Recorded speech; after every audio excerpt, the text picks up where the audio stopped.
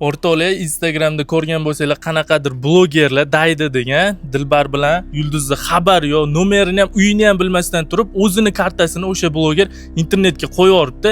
Dilbar, o'shanga fikringiz qanaqa o'sha blogerga? Hammadan shtraf solishga qo'ysam, bizda olma, ruxsat yo'q, majbur emassan olishga. Faqat ikkilasiga ruxsat, sizlarga yo'q ruxsat. Chunki men yordam bermagansalar, bular yordam berishgan. Boshqa ishing qiladigan ishing yo'qmi? Boshqa ishingni bajar. Meni orqamda pul yuvib o'tirmagan. Yegan pulni tishib chiqsin. Yulduz, siz qanaqa fikrdasiz o'sha blogerga? Menga qaralaring, yana bir marta shu gapni eshitaman, aytib qo'yay. Kimdan ruxsat so'rabsizlar, men orqamdan plastik qo'yib olsa, kimdan ruxsat so'rab?